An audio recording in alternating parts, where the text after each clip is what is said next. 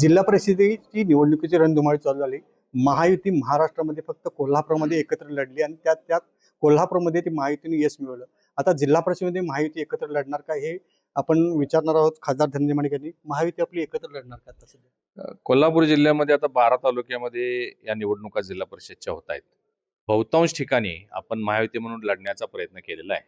फक्त चंदगड आणि करवीर दक्षिण हे 2 मतदारसंघ आहेत जिथं आपण स्वतंत्र लढत आहोत. बाकी सर्व ठिकाणी काही ठिकाणी शिवसेनेबरोबर, काही ठिकाणी राष्ट्रवादी बरोबर आपण महायुती करण्याचा प्रयत्न केलेला आहे. माजी जिल्हा परिषद अध्यक्ष आता म्हणजे पुन्हा एकदा निवडणूक लढावी अशी कार्यकर्त्यांची इच्छा आहे. काय करणार आहे ते?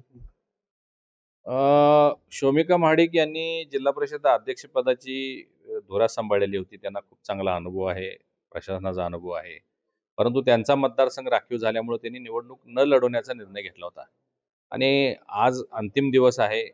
कुंभोज मतदारसंघातील 8-10 गावातील शेकडो लोक आज इथं अचानकपणे माझ्यासमोर आलेले आहेत. आणि त्या सगळ्यांची आग्रही मागणी आहे की शोमिका महाडिकांनी सर्वसाधारण जो मतदारसंघ जिल्हा परिषद आहे तिथून निवडणूक लढवावी.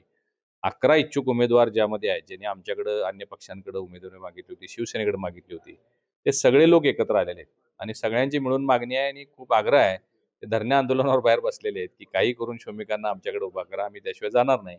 आता या संदर्भात मी आमचे महाडिक साहेबांशी, शोमिका महाडिक यांच्याशी चर्चा करून मग त्यांना निर्णय देऊ असं सांगितलेलं आहे. जिल्ह्यामध्ये बंडखोरी होईल असं वाटतं का? अ, हे पहा, गेली 8-10 वर्षे खूप लोकांनी तयारी केलेली आहे, त्यामुळे बंडखोरी ही निश्चित होणार. परंतु अर्ज भरल्यानंतर माघारीपर्यंत जे 4-5 दिवसाचा कालावधी आहे, यामध्ये आम्ही तिन्ही पक्षाचे लोक त्यांना विनंती करून जास्तीत जास्त अर्ज विड्रॉ करण्यासाठी आमचा प्रयत्न राहील. कोल्हापूर जिल्ह्यामध्ये महायुती एकत्र लढेल आणि बंडखोरी शमवण्यासाठी प्रयत्न केला जाईल असंच मत खासदार धनंजय माडिक यांनी व्यक्त केलं. अमरसिंह पाटील, जय महाराष्ट्र, कोल्हापूर.